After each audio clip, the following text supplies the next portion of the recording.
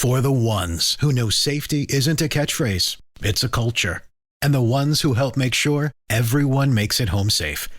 For the safety-minded who watch everyone's backs, Grainger offers supplies and solutions for every industry, as well as safety assessments and training to keep your facilities safe and your people safer. Call, click Grainger.com, or just stop by. Grainger, for the ones who get it done. With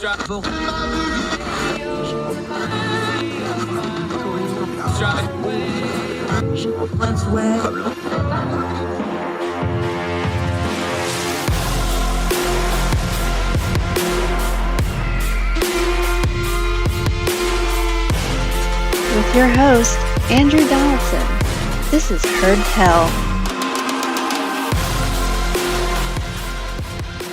Welcome to Heard Tell. He's back, our buddy Joe Szymanski. He is from elections-daily.com. He got very little sleep because he is busy up doing things like live feeds and stuff. We had ourselves some primaries on Tuesdays. Let's get right to it, my friend. The one that is still ongoing, Pennsylvania, U.S. Senate, Dr. Oz. Where are we at? What are we looking for? And what's left out there as we sit here and record this on Wednesday afternoon?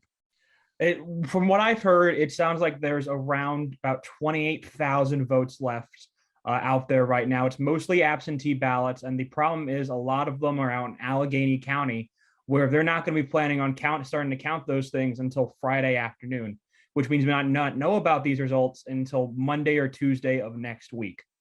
So that's already immediately going to be a massive potential cause of concern here, because it might be a whole week until we hear about what's going on. And because of how tight the margin is right now, it's only about 2,100 votes.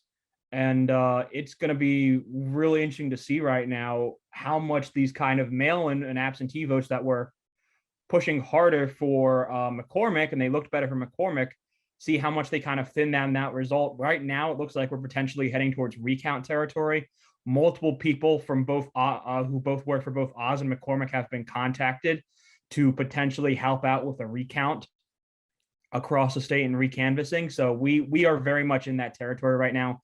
Let me just tell you, this Senate primary is not done by any means. Yeah, Pennsylvania, we need to note anything less than half a percentage point, automatic recall. So even if people don't call for it, that's baked in the cake. Kind of looks like that's where we're heading either which way. There's going to be a recall of some kind or recount of some kind here. Give me a feel, though, the counties that are out. I know that's a lot of ballots for something that's kind of bouncing around that 2,000 vote margin, give or take, depending on which numbers you want to use. Give me a feel for it. You think it's Oz? You think it's McKinney? What do you think? These ballots probably slightly favor Dave McCormick a little bit more. The question is whether or not it's enough to get him to close and then close down the margin to Dr. Oz and then overtake Oz in the race right now. That's really the question. We expect, just from the patterns that we've seen across the state, we expect these ballots to favor McCormick, but it's something that could go either way. Again, it's just a race between them right now. Kathy Barnett is not a non-factor right now. She's about 7 points behind both of the other candidates in the top right now, and Oz and McCormick. So it's really just going to come down between what do those ballots show up like for Oz and McCormick. What are they from? Are they election day votes? Are they absentee votes? And who are they pushing towards to get towards that victory? The other thing in Pennsylvania on the Republican side, of course, Doug Mastriano easily cruised to the governor nomination. I wish I had some gifs of your reaction on the live feed when this came through. Talk about it. You guys at Elections-Daily said this automatically makes the governorship a lean Democratic. Just give me your feel on it, because he won very easily. He lapped the field. He got up into the 40s in a multiple person field.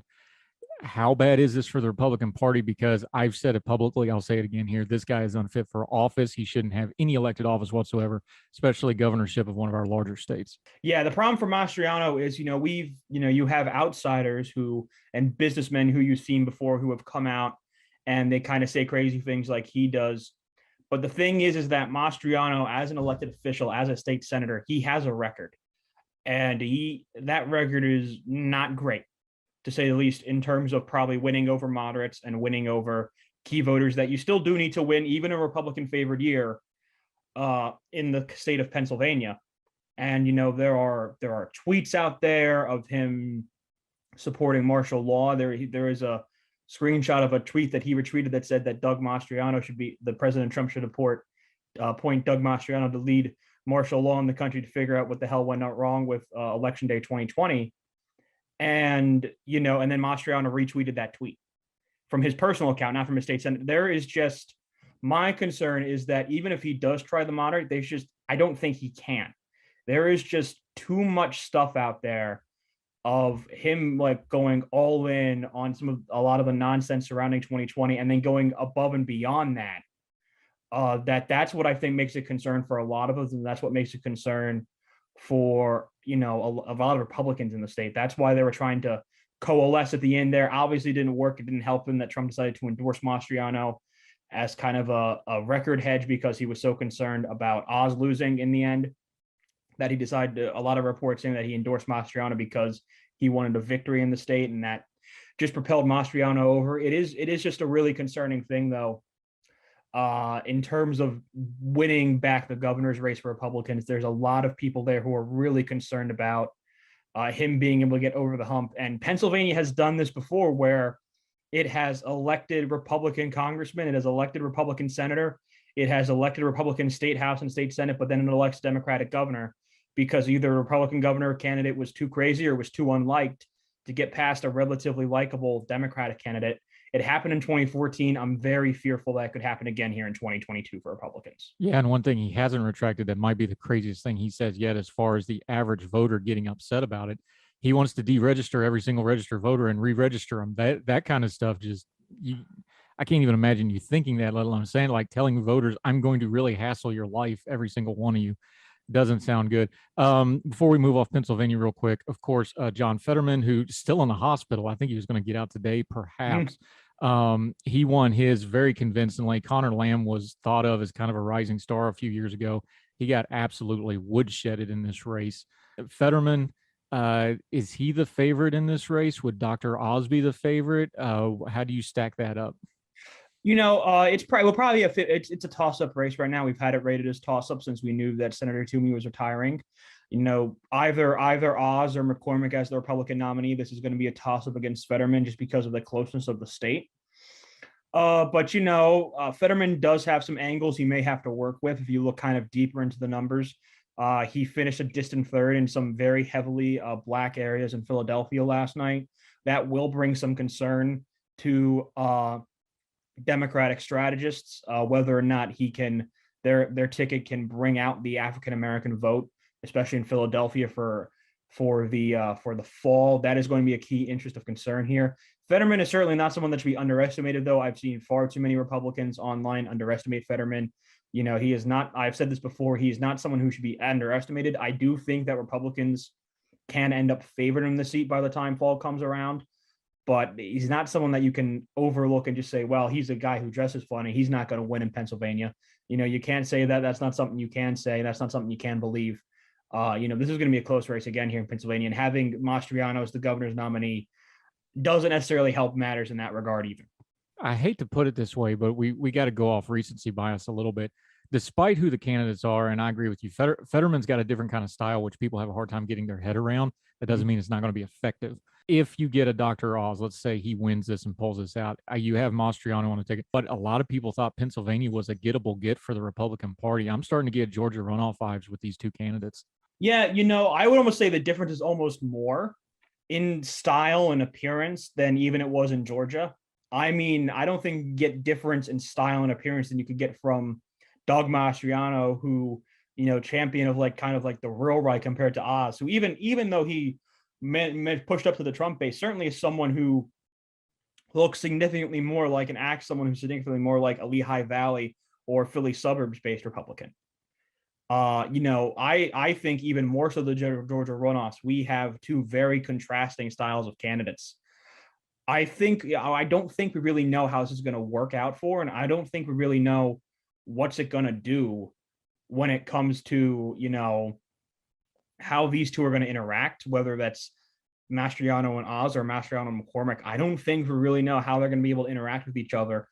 And I don't know how Mastriano's able to, he's going to have to temper himself down if he wants to have a chance. And if he wants to work with these Senate candidates, he's going to have to temper himself down from his acts in the primary. And I don't know how he's going to do that, but we're going to see, and we're going to have to find out. Yeah, that victory speech last night did not indicate he was in the mode to do that.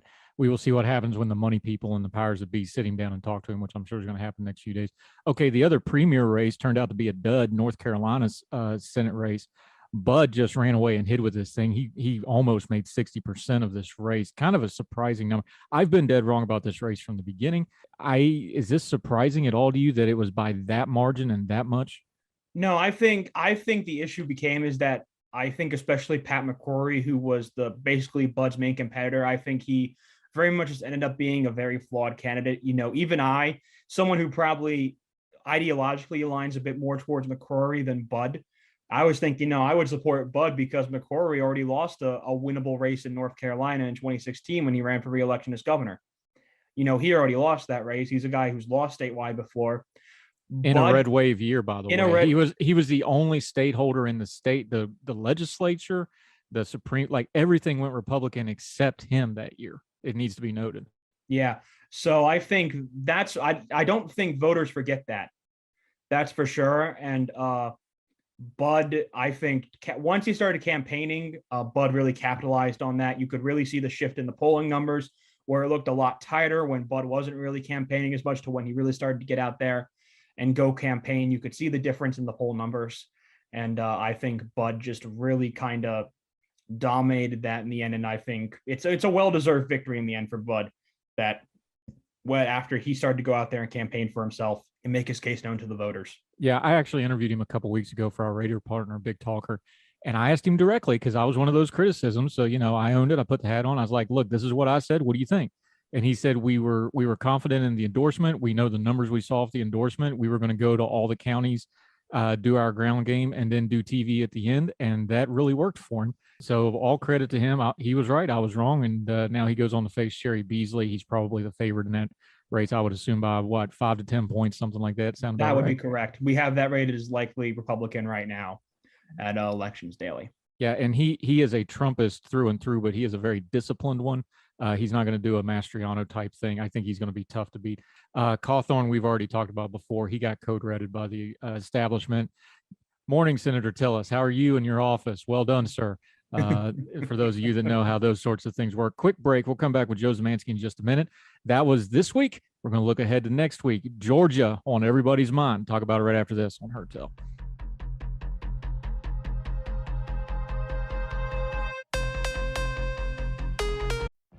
What if you could have a career where the opportunities are as vast as our nation, where it's not about mission statements, but a shared mission? At U.S. Customs and Border Protection, we go beyond to protect more than borders. From ship to shore, air to ground, cities to local communities, CBP agents and officers are keeping people safe. Join U.S. Customs and Border Protection and go beyond for something far greater than yourself. Learn more at cbp.gov/careers. Welcome back to Her Tell. Joe Szymanski, he is invaluable on this stuff. Elections-daily.com. Eric Cunningham and crew over there. They do good work. If you're not watching them on elections night, you're missing out, especially last night when they discovered that Pennsylvania doesn't know how to count votes and they were going to have to dance for 40 minutes live on air. Very entertaining. Well done, sir. Appreciate your time. I've done live radio. I know how that is. You did pretty well with it. Let's talk Georgia. This is supposed to have been another one of those real key marquee matchup things. This is starting to look like it's going to be an early call and kind of a dud of a night, isn't it? Yeah. So in the last about 3 weeks to a month, incumbent Governor Brian Kemp has started to actually pull away. This is one of the very rare cases where we've seen after a Trump endorsement, the Trump endorsed candidate actually started to lose ground in the polls. We've seen Kemp continually poll above around 53 to 56% of the vote, which would put him above the necessary runoff range in Georgia for a primary. Which is a big deal. If Kemp wins that race, that governor's race almost certainly goes to lean Republican. At this point, general election polling shows him doing about 2 to 3 points better than David Perdue against likely Democratic candidate Stacey Abrams. So it seems increasingly likely that we'll see Kemp versus Abrams round 2. But I think there's also a key race, of course, for Secretary of State. Brad Raffensperger is running for re-election. It's expected that he will make a runoff against Jody Hice, but the likelihood that he will be favored in that runoff is unlikely. But it does seem like, from what I've heard right now, is that Raffensperger is probably to make the runoff in that race at this moment right now, which will be interesting to see on election night. That is a race certainly worth watching. And that's gone miraculous when you consider where that was, where everybody thought Raffensperger should just pack it up and go to the House. Give the man credit. He fought his corner, and he's actually making an election out of that when a lot of people thought he was DOA, right after the Georgia runoffs when he stood up to Trump. So interesting things going on in Georgia. Okay, Herschel Walker looks like he's going to cruise to victory. Kemp looks like he's going to win 20-plus points. In fact, I just saw where David Perdue's actually paring his schedule back. That's never a good sign right before No, never a good sign. Sitting Senator Raphael Warnock will be Herschel Walker's opponent. We've already covered it, but just to recap for a second, I think this might be one of the real ugly elections of this cycle, especially in the U.S. Senate. Yeah, this is a race that's going to get nasty. Both Warnock and Walker have questions to their background, especially relating to potential issues with potentially domestic abuse. There's been some claims made against Warnock from what seems to be a messy divorce that occurred between him and his ex-wife. Walker has been accused a couple of times now of domestic violence. This is a race that is going to get nasty. This is a race that I've heard to expect to get nasty between these two candidates. There's a lot of money behind them as well to spend on advertisements for those two. It is going to be a nasty, nasty race.